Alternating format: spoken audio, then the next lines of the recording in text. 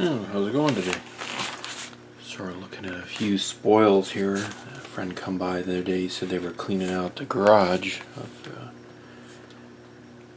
didn't say where, anyway.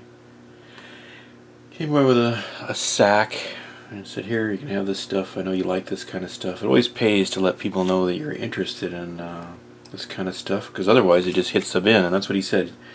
So they were going to just throw it all in the trash. He said, oh, I know, I have somebody that... I have a friend that likes that kind of stuff. So this is a leader LP7X. It appears to be, well, it appears to be brand new. It appears to be a RF demodulator probe or a low capacitance probe. It's, I don't know, we'll have to get it out of the package and find out what it is. It's probably an older probe. That's probably, I don't know, I'm going to guess about 20 years old. But it looks like it's just been sitting. Amazingly enough, that packaging, that vinyl, is still in pretty good shape. And thank you for playing. There's two of them. So, some sort of adapter, banana to BNC, no big deal, but it's always welcome stuff. Here's a little bit of interesting kit. It's a attenuator, but it's in the 12 gigahertz range, is 20 dB. That's some pretty good property. If you're doing some measurements, you know. It's just kind of an inline attenuator, assuming it's still good. I can't imagine that somebody didn't take care of that, but you never know. And it doesn't say, some of these are rated in watts. That's probably about a quarter, half watt, so somebody's probably just using it as a pad, but it says to 12.4 gigahertz, so that's getting up there. And not one, but two crystal detectors. These are HP, before HP turned into, what was that, Agilent, and then it turned into Keysight, and then it turned into crap. This is a 423B, so there's a pair of these. These are probably pretty decent detectors. I'm not sure how much power something like this can take. Well, here it is. Oh, that's the option info. So this has option 002, which is some sort of matched load resistor. This probably came out of a test set or something, but still, fun on the hoof there, fun on the bun. And this took me a minute to figure out what this is. This appears to be a sample tee. It's in fitting, and there's really not a lot to this. You might be able to kind of cobble something like this together at home. That's actually bent a tiny bit, isn't it? Yeah. Oh well, I don't think it'll affect it too much, so I've given it a little bonk. Anyway, what that is a through line. It's in connector, and then there's a little tap here.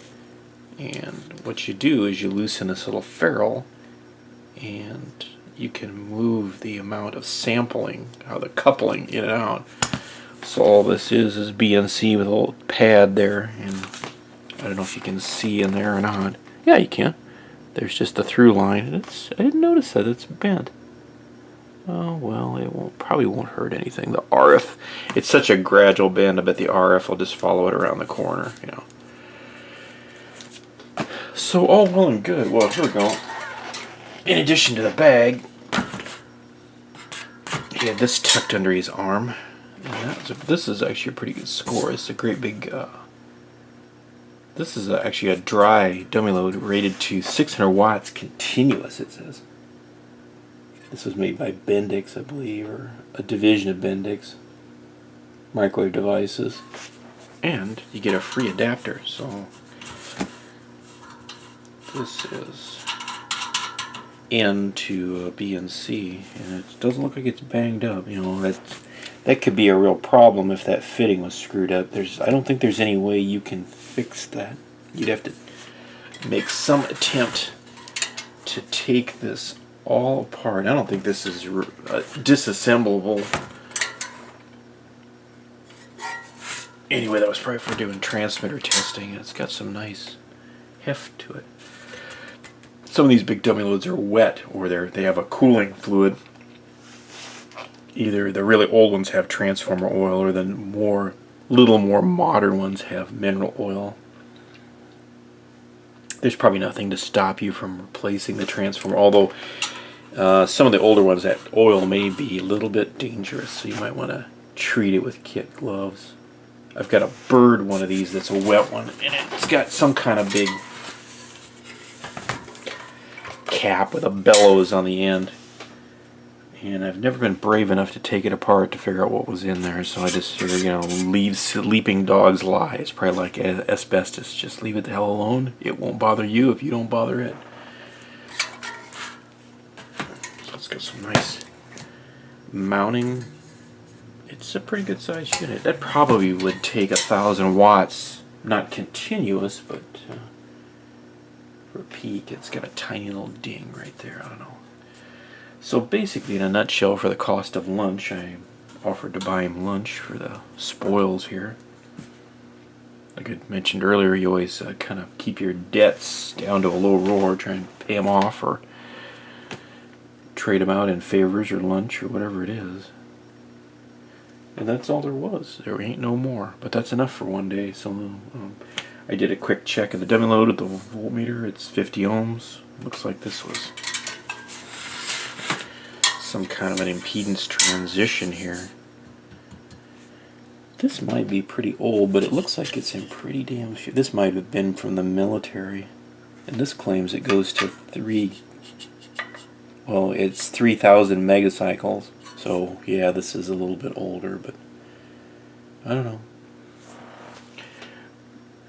Don't look a gift horse in the mouth. Anyway, I just thought I'd show you that real quickie today. Anyway, take it easy and have a groovy day.